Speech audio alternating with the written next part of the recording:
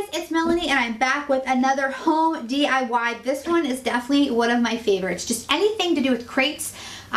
It's right up my alley nowadays because I like that you can make them look rustic, farmhouse, whatever you want. You can paint them to match a kid's room, make a bookshelf, and they're pretty inexpensive, especially if you use coupons at the craft store. So anyway, I wanted to show you how I get this look right here. It's pretty simple. You only need a few things. You need some sandpaper, your choice of stain, and then you need some vinegar and steel wool, and that's pretty much all you need for this. I love the way that this looks. I think it has some texture to it. It has like multi-dimension color. What am I trying to say? Different tones. So I like that you can see the brown and you can also see the black in this. You can see where it's scuffed up. It just looks naturally weathered, which I really love for like a farmhouse, industrial, any of that type of feel. I think this fits into quite a few different styles of decor. So anyway, I use one of these as a charging station in my kitchen, and I use another one of these just for the toilet paper in my bathroom because this matches the decor in my bathroom. You can use these for everything. I love these things for toys, books, anything. Anyway, I am rambling. Always rambling. So I'm going to show you guys how I do this. Really simple. I bet you the tutorial's actually less amount of time than the intro. Alright, here's the video. Hope you enjoy it.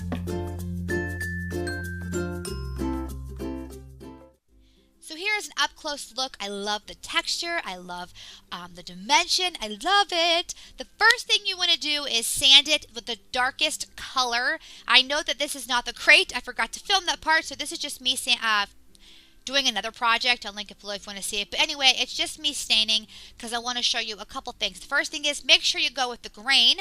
The second thing is make sure you wipe up any extra because it can leave watermarks on your wood. Super easy. When it's dry completely, you can use a sander like this to rough it up, or just a simple piece of sandpaper. I like to do it this way. These are like $1 a pack at the dollar store or at the hardware store, and I like to use this because it doesn't mess with the structure of the actual piece, because you can really kind of round up your edges too much, at least I feel, whenever you do that, whenever you use an orbital sander. So I worked from the edges and the corners and then scuffed up the middle a little bit, and this is what I came up with. You can leave it like this or use your second layer. So for the second layer, you can use a different color stain. I am using this. I like the way this turns out. It's really simple. It's that vinegar and steel wool solution. Vinegar is like $1 at the grocery store, and then steel wool, I got mine actually at my did I get it at the hardware store or the auto store? I think you can get that at both. It was a couple bucks. Really like inexpensive. Let it sit for 48 hours. If you let it sit for 24, you get like a blue tone. I leave mine for 48. It's more of a rust tone. I guess that's up to you, of course. And then you stain it right over top of your base color, the same as you'd want to do. And keep in mind, it's going to turn that color more brown. I mean, this turned my black brown. It's going to turn any color brown. So anyway, when you're done, you want to use a some sort of matte clear coat over top of it so that it stays nice and pretty. I used a polyurethane finish spray. I like a spray so there's no brush marks, and it's a matte tone. I got this from the hardware store, and this is how it turned out. Notice how you can kind of see a little bit of black seeping through, but it's mostly brown. Isn't that crazy how that just covers it? I think that the vinegar kind of breaks down the stain. But anyway, I love, love, love the way that this turned out. I love how it matches so many things.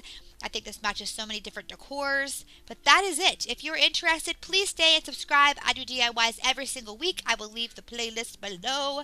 But yeah, that is it. Thank you guys for watching my videos. It means the world to me. Bye, y'all. Love yous.